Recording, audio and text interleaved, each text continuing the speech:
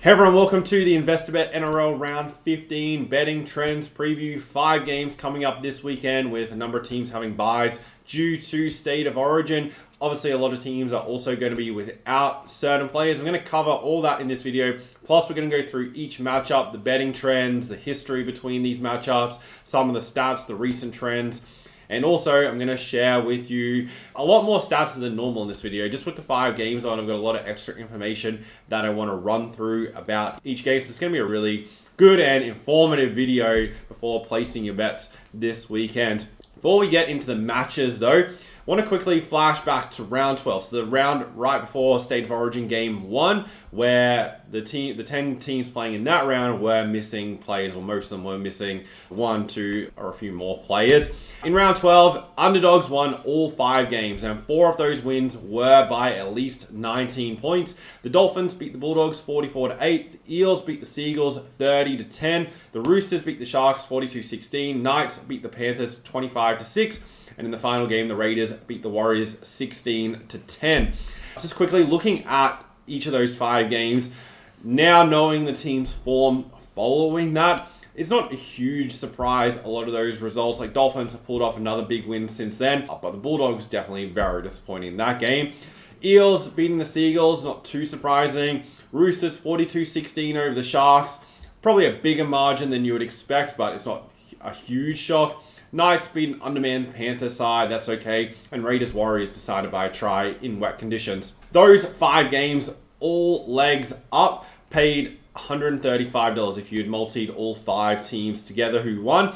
And the reason why it paid so much, and also the 4 teams that won by 13 or more, that paid $2,315 to 1. But the handicaps were off by a combined 134.5 across those 5 games. And I'm not saying that all the underdogs are going to win this weekend. To be honest, it's probably far from it. If all favorites lost weekend, that would be a major shock, and even more shocking than back in round 12. So we're probably going to see 1, maybe 2 underdogs at most win across these 5 games, what I'm expecting. Other thing is the total points. In round 12, 3 games went under, 2 went over, and 4 of the 5 totals were out by at least 11.5 points, meaning that majority of the games, the final score was at least 11.5 off what the expected score was based on the total points line. In round 12, the average total points line set by the bookmakers was 42.7. This week, it's 46.7. Obviously, there's a few different teams playing, but you got a 4-point differential between those two. And the reason for that is last week, 7 of the 8 games went over the total points line. What happens there? The bookmakers adjust. They instantly increase the totals fairly significantly to start getting more games going back under and trying to adjust for the changes in play. The first thing I want to say off the top here as well is that the 5 total points lines this weekend, based off statistical data and what the expected total line is, all the games are at least a point, if not 2 points higher than what the stats suggest the total for that game should be. Particularly, and that's not even factoring in key personnel being out for a lot of these teams.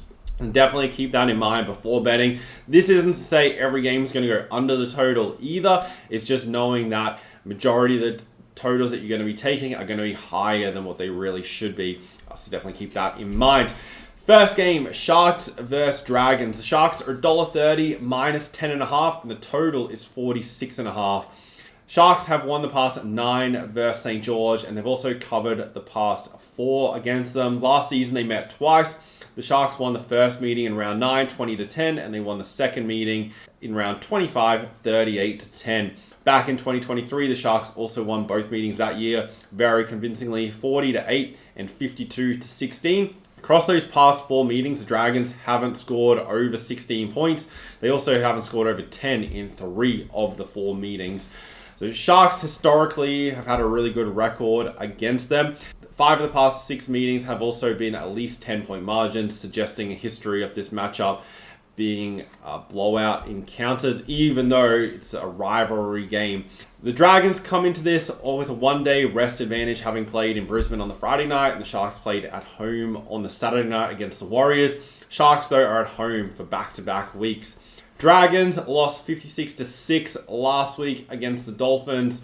That 50-point margin was the second biggest defeat they've had in the history of the club. The only other biggest loss was against the Melbourne Storm back in 2000, where they lost that game 70 points to 10. They'll obviously be keen to bounce back off that defeat. They had won 2 games prior, beating the Knights 20-6 and the Broncos 30-26. However, have lost 4 of their past 6 overall. And when you look through the Dragons' wins this season, they've won 5 games, and overall, it hasn't really been against good opposition. Knights, Broncos, Seagulls, Titans, and then the Melbourne Storm in the rainy conditions back in round 4. They're their 5 wins. 4 of those teams weren't playing well, aren't really playing well over the course of the season. So just have question marks on their overall form. Sharks, there's questions being raised of them. The pressure's on them as well right now. Conceding 40-plus points in their last 2 games, losing to the Warriors 40-10, and then prior to the bye, 42-16 against the Sydney Roosters. Prior to that, they did win 3 straight though, beating the Storm, Seagulls, and Eels. And what's interesting, the Sharks have lost their last 2 games, both as favourites. Prior to that, they won 2 games outright as underdogs against the Storm and Seagulls. They're favourite here. They're going to start favourite here, so they need to revert that trend. Overall, this season, they've been a little bit up and down as a favourite. Don't have a super strong record, but not a terrible record either. For this game, I think at home, the Sharks should win. And the reason I say that is they should win the first half here, particularly with the pressure on from their performance in the second half last week. I think they're going to be the team that comes out that little bit stronger in the first half. The Dragons have also trailed at halftime in 5 of their past 6 games and are one of the worst first half teams based off recent form, and the Sharks should be able to get them early. A lot of the Sharks' poor performance over the past month or so has been in the second half. And so I think the Sharks will get out to a break here at halftime, be leading, and then it'll be whether the Dragons can come back and beat them, which I don't think is going to be the case for another week in a row with the Sharks being at home. And last week, the Sharks, whilst they were hammered on the scoreboard, their overall performance wasn't really that bad. They completed at 85%. They only made 7 errors. Run meters between them and the Warriors were fairly even, and their line breaks were even for that game. They just couldn't match it in the second half, and that made it the 3rd straight second half that they've lost. Whereas the Dragons, they were kept to 4 or less points in the first half, now in 3 of their last 4 games, just scoring the penalty goal last week against the Dolphins. And they've also been giving up less than 48 meters per point in 3 of their last 6 games. If they're anywhere, in my opinion, under 100 in this matchup, then the Sharks should win. Dragons are going to have to keep them to at least over 100 meters per point. Dragons were also absolutely hammered in the meters gained battle last week. One of the biggest discrepancies I've seen in some time between 2 sides. So in my opinion, they have a lot more areas of improvement to come than the Sharks do. And the Sharks are unaffected by Origin. They just lose Kale Iro, who's out injured, but they don't have anyone out for Origin. Dragons are without Valentine Holmes playing for Queensland, and they also lose Tuipulotu, who's out injured. So they still have Terrell Sloan, but a lot of their try scoring potential isn't there in this game. And I think it's going to struggle against a Sharks side that should be up for this game with the pressure on them. The only real trend that goes against the Sharks here is that the underdog has won the last 8 Thursday night games in the NRL. Pretty much every Thursday night, the underdog's getting the job done. The Dragons are that team this week. If you follow that trend, in my opinion, I don't think it matters. I think you just got to go based off the teams who are showing up in this game. Dragons haven't won at the Sharks Stadium since 2018, and I think the Sharks will get over the line. Don't really want to lay 10.5 points. I'm a touch worried about the Dragons coming back a little bit in the second half, but I don't think it's really going to matter too much. In terms of the total, it's currently at 46.5. 7 of the past 10 between the Sharks and Dragons have gone over. The Sharks, their last 3 games have gone over the total, and the Dragons, 4 of their past 6 have gone over the total.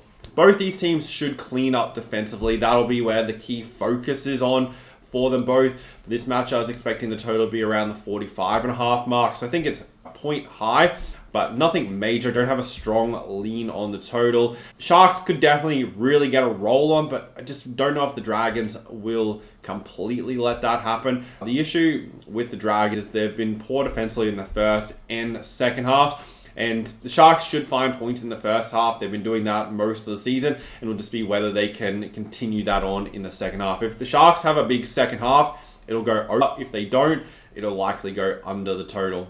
And the Dragons scoring for them is really going to come down to the second phase play. They're the number two team in offloads per game, and the Sharks give up the second most offloads per game to the opposition. That's going to be the Dragons key. If they're not producing offloads, if they're not generating chances off the back of that, I don't really see how they're going to find too many points, and certainly not enough to beat Cronulla. Then on Friday night, the Titans against the Seagulls. Seagulls, $1.35 favourites, minus 9.5, and the total is 50.5. These teams have split the past 4 meetings. The Seagulls won both meetings last year. The Titans won the 2 meetings prior to that. Last year, on the Gold Coast in round 7, the Seagulls won 34-30, but the Titans covered as 9.5 point underdogs.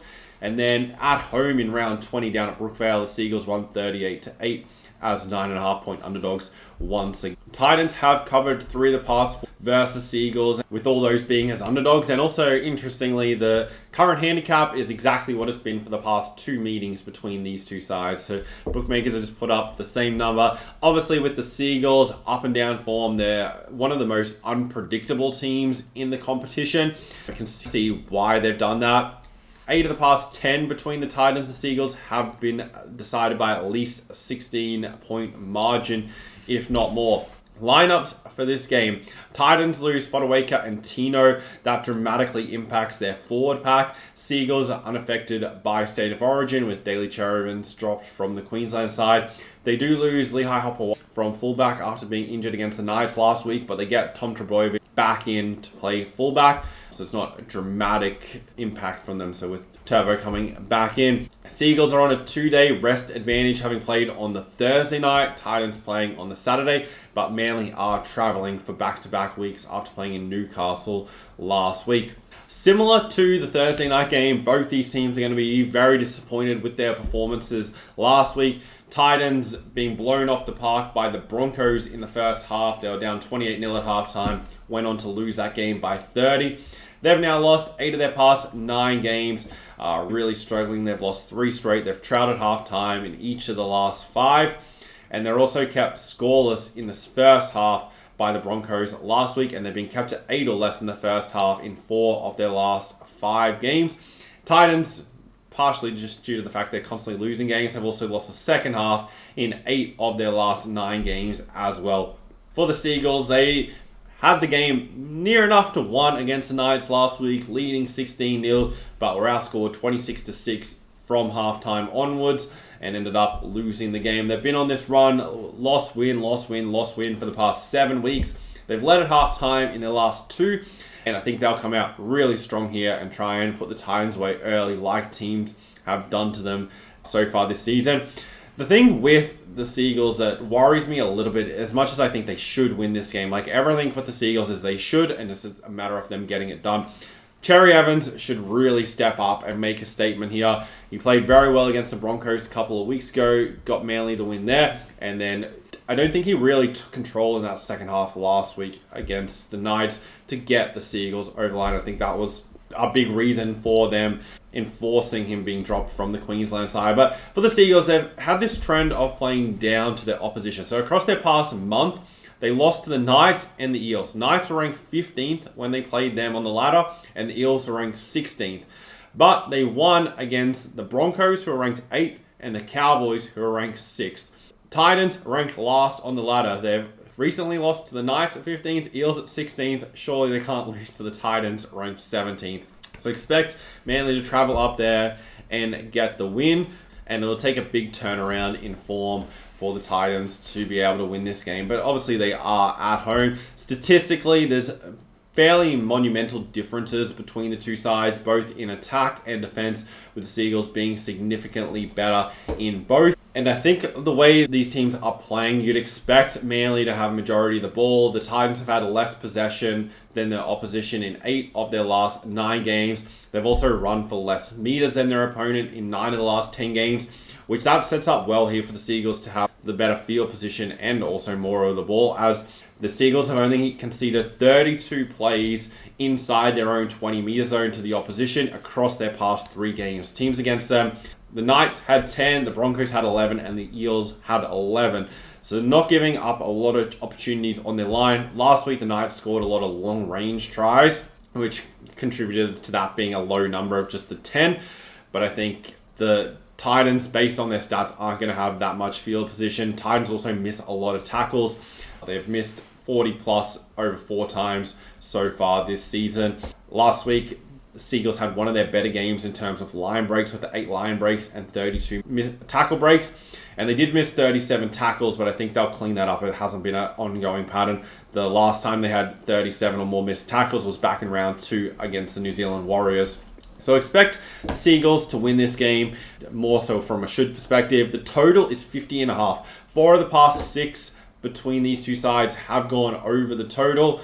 Titans, 4 of their last 6 games have gone over. Manly last week went over against the Knights, but prior to that had 7 games going under the total. With the total at 50.5, I think that's 3 points higher than it really should be. The issue, obviously, is the Seagulls could run in 36, 40, 44 points here against the Titans, as they concede the most points of any team. In the past 4 weeks, they're conceding 33 on average. They're also conceding over 20 points in first halves on average. And against the Seagulls side that ranks 5th in first half points scored on recent form, the Seagulls can score 20, 24 points in the first half. Could go very close to going over. The only thing is, the Seagulls don't really score much in the second half. They rank 14th across the past 4 weeks. So in terms of the total, I think a lot of the scoring needs to be done early for it to go over. The first of 2 games on Saturday, Knights versus Roosters. The Roosters $1.52 favourites off the bye, -5.5, and the total is 42.5. Roosters have won 7 of the past 8 games versus Newcastle. They've also covered the past 3. The past 2 meetings, though, in 2024 and 2023 were both decided by 2 points, with the Roosters winning both of those games as underdogs, which seems a little bit hard to believe as they weren't that long ago. But last season in round 6, the Roosters won 22-20. In round 16, 2023, the Roosters won 18-16. Last time the Knights beat the Roosters was round 1, 2022 at the SCG, winning as $6.25 underdogs, 20-6 over the Roosters. For this game, the Knights lose Kalen Ponga to Origin duty, and they also lose Frizzell through concussion. Roosters lose 5 players through Origin. They'll be without Angus Crichton, Connor Watson, Lindsay Collins, Robert Toya, and Spencer Lenu, who are all playing in the State of Origin game. But they do get Sam Walker back for the first time this season. They also get White and Butcher in as well to strengthen up their forward pack. So I think they should be okay. So as much as they have 5 good players going out, they also have 3 good players coming back in, where the Knights don't have that luxury. The recent form coming into this game, Newcastle have actually won 2 of their last 3 games against the Seagulls and Panthers, losing the game in between against the Dragons 20-6. They have now won 5 games overall on the season, 3-3 record across their past 6. But they're a very up and down side. If you look at their scoring, last week they scored 26. The week prior they scored 6, 25, 6, 20. They're the past 5 scores. So very inconsistent. And also the times that they've scored 6 points have been against the statistically worse defensive sides, which the Roosters are in this case. Roosters right now rank 15th in terms of points conceded at 26 points per game on average. Roosters off the bye here. They've also lost 2 of their last 3 games between their byes, losing against the Raiders and Bulldogs and winning against the Sharks. They did lead at halftime in all 3 of those games, and have also led at halftime in each of the last 5 games overall, and have scored at least 20 points in each of their last 5 games. Just couldn't quite get over the Raiders, losing 26-24 prior to the bye. They'll be keen to bounce back off of that performance here against the Knights. I do think the Roosters win this game. I think like the $1.52 is probably a little bit of value. Knights are back-to-back home games. They have had plenty of rest between as they played on the Thursday night, but obviously Roosters coming to this off the bye. The issue here with Newcastle winning this game, they're going to need to reduce comeback most likely in order for them to win. They've lost the first half in 7 of 8 games as underdogs this season. They've also lost the first half in 3 of their last 4 games overall. They've only led at halftime on 4 occasions. The Knights have been held scoreless in their last 2 games in the first half, and the Roosters on their side have been the first team to score in 11 of 12 games, and as I mentioned, they have that really good record in first halves. It's really hard to see the Sydney Roosters not leading this game at halftime. The Knights could bring a ton of positive momentum from their second half last week, but against the Roosters, I just can't fully see it happening the way they've been trending overall in the season. And for the Knights to be leading, having to put so much weight into them just carrying that momentum forward. And diving a little bit deeper into those stats, the Roosters have kept opponents to 8 or less points in each of the last 5 games in the first half. They are conceding 22 points in 4 of their last 6 second halves, so that's where teams are doing the scoring against them. So that's the only way I can see the Knights getting over the line and winning this game. And potentially like the worrying thing for this matchup is, in terms of scoring as well, if you're looking at the total, is how many errors these teams are going to make. The Knights make the most errors per game on average, and the Roosters make the second most errors. So these are the 2 most error-prone teams that we've got in the NRL this season. Hopefully they just don't continue making errors. It probably turns into a really terrible game.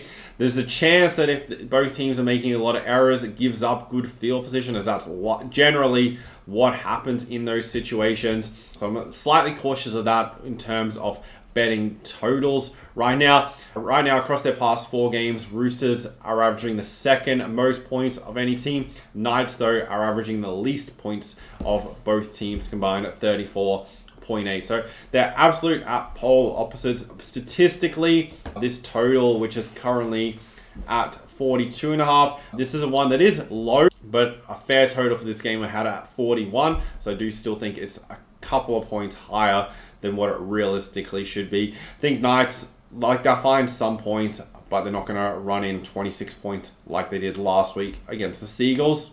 But there is that little bit of chance that they can find points late, as the Roosters give up the second most points across their past 4 games of any team at 18.5, whereas they're the number 1 first half defense across the past 4 games. So you could look at the Roosters first half here, you could look at the Knights second half team total, as well as potential betting options in that case to go over. The other game on Saturday night, the Cowboys versus Dolphins. The Dolphins $1.52 minus 4.5. The Cowboys have won 2 of the past 3 versus Dolphins, but the away team has won and covered all 4 meetings. The Dolphins have gone up to Townsville and won 28-26 last season in round 9, and they also won round 6, 2023, 32-22. Both of those as underdogs, $4.50 and $2.95. Based off of that, this will be the first time Redcliffe are starting favourites against the Cowboys. So they've definitely turned a corner a little bit. The Cowboys are pretty heavily hit by Origin. No Tom Dearden, Ruben Cotter, Jeremiah Nanai, and Reece Robson. They also have suspensions for John Bateman and Viliami Vailia. Dolphins lose Hamiso Fado. For that loss, they moved Jake Avarillo to fullback, so should be okay. Obviously, in the Origin game prior to round 1, they won 44-8 against the Bulldogs, and come into this holding that form, beating the Dragons 56-6 last week. So they've got that form and that bit of spark back they had between rounds 5 and rounds 7. And you could also say even round 8 and round 9, as they did still play very well against the Raiders and Roosters in those games. I think they're going to be very hard for the Cowboys to stop if they can hold that form. But Cowboys have been a very good home side. They've won 7 of the last 9 home games, but haven't won as a home underdog in their last 4. The Cowboys have also struggled against their fellow Queensland opponents, losing 4 of the last 5 games against them. My concern here with the Cowboys is just they're really struggling a lot at the moment. Like, they were comprehensively beaten by the Storm last week. They got over the line just against the Tigers, but conceded 5 tries to 1 in a 13-on-13 situation. Lost to the Seagulls. Also drew against the Panthers 30 all at home. And then lost 30-26 against the Warriors. Not the best form to be bringing into this matchup against the Dolphins, who in attack are really flying right now. And the Cowboys are conceding 30 points on average across their past 5 games. All their last 5 opponents have scored at least 24 against them. And they've also conceded at least 18 points in the first half in 4 of their past 5 games. The only teams that didn't get 18 or more against them in the first half across their last 6 were the Seagulls and Tigers. 2 teams that you can't really trust all that much to score. The Tigers are averaging the least points across the last 4 games, and the Seagulls are ranked 8th in terms of scoring across the past 4 games. So neither team playing all that well. And for the Cowboys, whilst they're already struggling in the first halves and have only led at halftime on 3 occasions so far this season, the Dolphins are one of the best second half teams. Across the past 4 games, they have the best second half margin. They're averaging the most points in second halves and conceding the least points in second halves. Cowboys rank 14th in second half margin, mid-pack for points for, and in the bottom 4 for points conceded. The past couple of weeks, the Dolphins have outscored their opponent 58-4 in the second half. They put up huge numbers last week against the Dragons. They were plus 96 runs, plus 1100 run meters, plus 235 post-contact meters. They also have made 10 or less errors in 8 of their last 10 games. Now, this is a key factor as well, because last week against the Storm, the Cowboys only completed at 61%, and they've only completed at over 80% in 2 of 12 games so far this season. And they've also missed 42 tackles or more in 3 of their last 4 games. And I'll add to that, they've lost the post-contact meters battle in 4 straight games.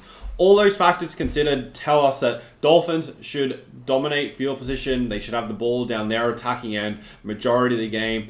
They're not making errors. They're beating their opponent in run meters. Cowboys are struggling in this area. They're without a number of key players, particularly from their forward pack, and also their key playmaker is out as well.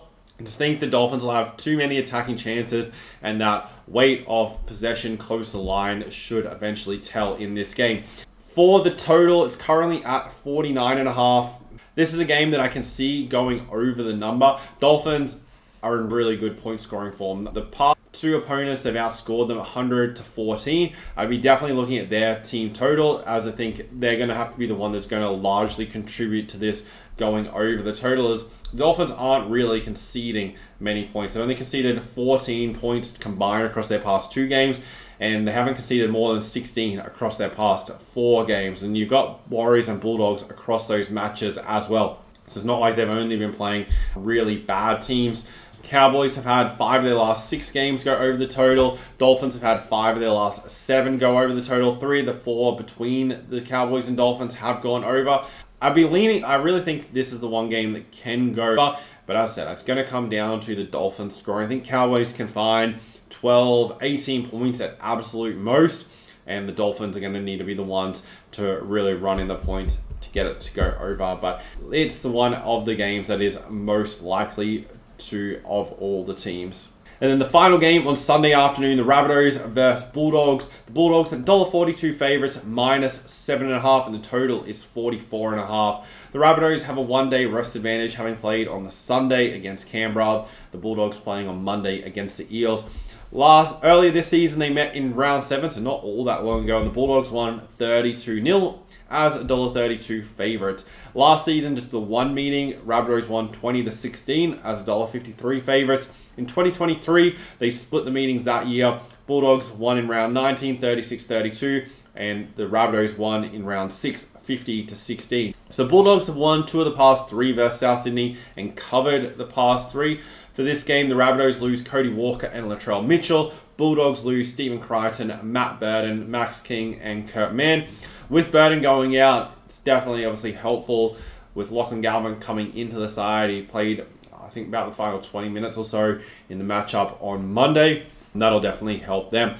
These teams are really traveling in opposite directions. Bulldogs have only lost the 2 games overall this season, losing to the Broncos and the Dolphins. Outside of that, they've won all their other matches to sit with a 10-2 record as it currently stands. Their issue lately has more so just been trailing at halftime and having to come back and win games. They shouldn't really have that issue here against the Rabbitohs side that struggles in the first half. They've lost 6 of 7 day matches the first half so far this season. Rabbitohs have lost their last 2 against the Raiders. Warriors, it doesn't really get any easier. They got the Bulldogs this week, Storm following that, and then the Dolphins. I think their season's starting to slip away. They've only won 2 of their last 8 games, and those wins against the Tigers and Broncos. Based on how these teams have been playing, you'd expect the Bulldogs to be winning here. Rabbitohs have lost 10 of 11 games against top 8 opponents. Bulldogs have won 13 of the last 14 against bottom 8 opponents. And Bulldogs are a really good side in day games, whereas the Rabbitohs aren't. And also with no Latrell Mitchell in that side, I think hurts them dramatically. Their better performances are when he has really good games, which they're not going to be able to benefit from here. I think the Bulldogs also want to make a bit of a statement after how badly they lost prior to Origin 1 and show that they're not fully reliant on those Origin rep players.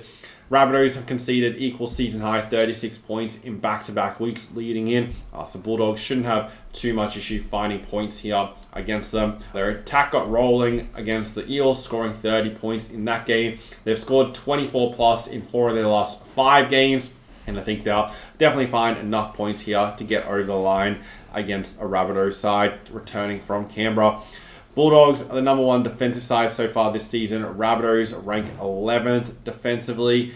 That number has held true in recent times as well. It's been in the second half where the Rabbitohs have been conceding slightly more points and the Bulldogs score more in the second half. Interestingly, across the past 4 games, Bulldogs are only averaging 5 points in first half. So you go back across their last 6, they've been held scoreless in the first half in 3 of their last 6 games.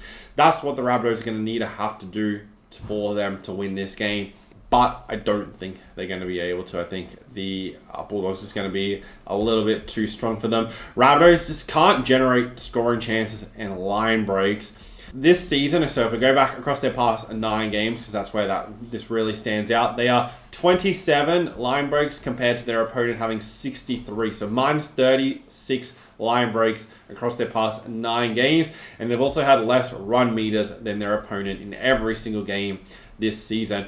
Bulldogs had 60% possession last week against the Eels. Don't think they're going to have that many this week, but they'll be the team generating line breaks here, whereas they give up the least number of line breaks and facing a side that average the least number of line breaks. Can't see the Rabbitohs with not generating enough field position through their run meters, and also against the number 1 defensive side at meters per play conceded. It's just so hard to see the Rabbitohs having enough scoring chances in this game to actually get over the line and win. So as long as Bulldogs turn up and they cover for those key players there, without which Rabbitohs are just as in a tougher situation, I think Bulldogs will win the final game there on Sunday and probably do it pretty comprehensively. 5 of the past 7 have gone over the total, but the last 2 have gone under the total at 44.5. I think this is the fair total for this game is 41.5. I think the Rabbitohs are going to struggle to score though, so I'd be looking at their team total to go under. So that's how I'm looking at betting the games coming up this weekend. Hopefully you found this video insightful with the statistics and the trends. There's a lot more information like this in the NRL Best Bets membership, which you can access through the link in the description. You get all the tools to analyze the team performances included, plus additional previews and everything. You can see everything I'm personally betting on in the NRL. So definitely check it out. The link's in the description. We're just ticked over halfway through the season. So plenty of games to go and plenty of time to profit on the games still to come throughout the year. I'll also be betting the State of Origin, so you'll get that play in there as well. Really appreciate you guys watching this video, following along on the channel, being subscribed. My goal with it is to make everyone profitable bettors on the NRL and learn the strategies to profit on sports in general. There'll be a video coming on this channel really soon that I'm putting together right now, which is going to share with you the exact strategy to make sure you never ever lose money betting in the future. There is a strategy and a way you can implement this, what I did over 10 years ago, which allowed me to never have to bet with my own money. And it meant that once I achieved this particular outcome and hit this goal, it meant that I never had to bet with my own money. And you don't need anything like I know everyone can literally do this. You don't need promotions. You don't need to have sign-up bonuses or get bonus bets or anything like that in order to do this. If you're tired of depositing your own money, like getting your pay or whatever, and then putting your own money into the betting accounts and betting with it and it losing, then having to deposit more, then you're definitely absolutely going to watch this video. If everybody implemented this strategy, which isn't going to be the case, it's never going to happen, I realize that, but it means that anyone who actually implements this strategy can continue betting for the next 5, 10, 20 plus years, however long you want to bet for, and never have to bet with your own actual cash. You can just take profits from the money that you make, and you're not using your own money on a week-to-week basis to actually bet with. And it's not credit, it's not anything like that. There's the things you need to do in the beginning to set yourself up, and then you can continue following that framework moving forward. Stay tuned for that video. It'll be out really soon. Be subscribed, have notifications on, so then you're one of the first people to see it. I'm really excited to run through that strategy for you guys. Good luck with your bets this weekend on the NRL. There'll be an AFL preview coming, and of course the try scorer video going through all the try scorers for these games as well. I'll see you guys in the next video.